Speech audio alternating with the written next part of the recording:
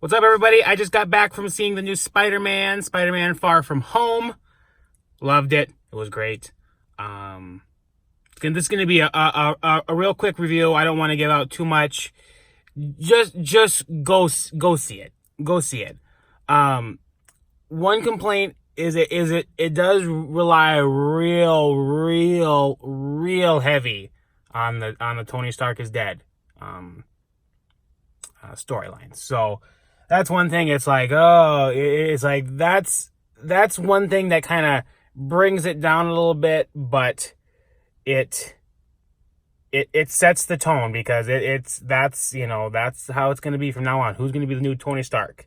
And is it going to be Spider-Man? Is it going to be Captain Marvel? Is it going to be, who's it going to be?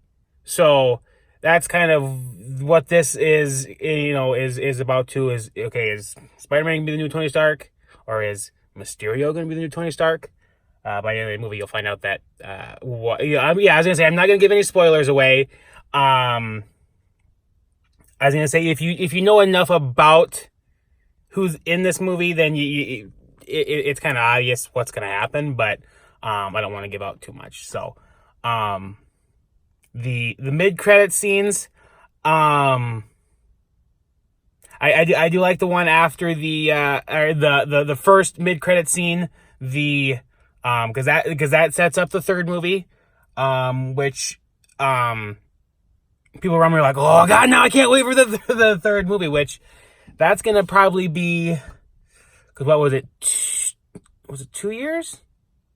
Actually, it's probably been 3 years now by now, I suppose, from Homecoming. But so yeah, it'll probably be another 3 years before we see the next Spider-Man. But it's like, I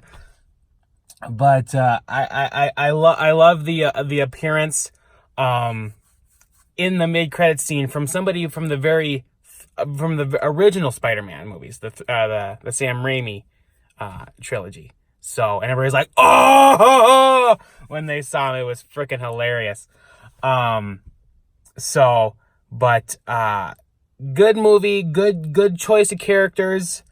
I had quite a few people around me going, oh, it was better than Homecoming. It was good. I have to say that it was really good, but the fact that it was kind of so heavy on the Tony Stark and the Endgame conclusion, that was the thing, is like it's like it tied into Endgame so much that it wasn't like a standalone story like the Homecoming was, which it not really a standalone story, but it is, because it does tie in with Civil War and whatever, but it is kind of its own, even though it tied in with other movies, it was kind of its own neat little story that could branch off.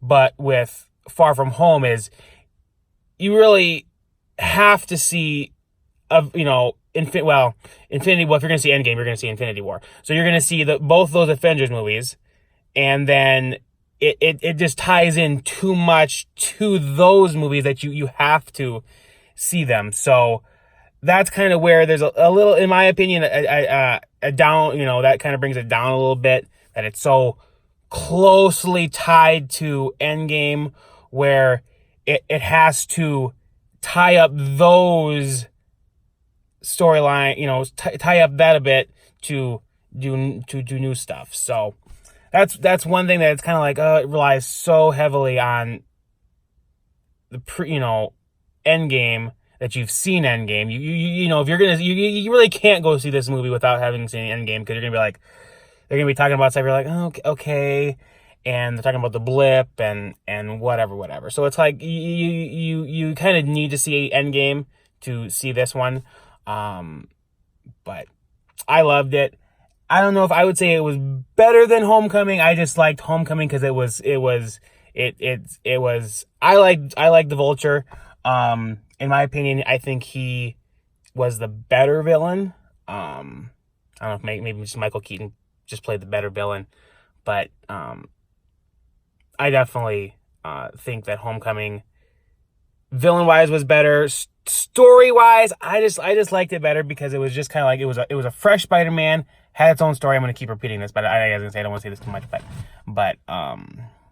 But yeah, I just like how Homecoming was its kind of own thing, even though eventually it's going to lead up to, because eventually Vulture's gonna, Vulture, his name Vulture?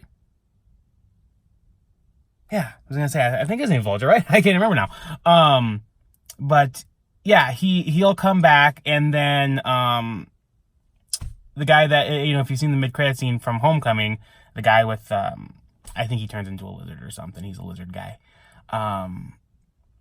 So they'll eventually come back, which eventually that's going to lead to a Sinister Six story. Is somewhere in the plan, which that was supposed to happen after Amazing Spider-Man 2. They were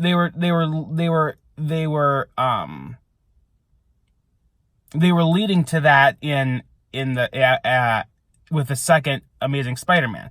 So maybe they're like, okay, now that we rebooted it for the third frickin' time, we're gonna eventually get to this Sinister Six story that we were trying to do however long ago Amazing Spider-Man 2 came out. So what was that? Probably 6 years ago or so, 7 years ago, maybe. I don't even know now. But yes, loved Far From Home. My ticket for some reason said Homecoming 2 on it. I would think that Far From Home would probably be less words to say than Homecoming 2, but it didn't say the full Homecoming 2. But anyways, I'm rambling too much. I wanted to keep this short. So anyways, go check it out. It's great.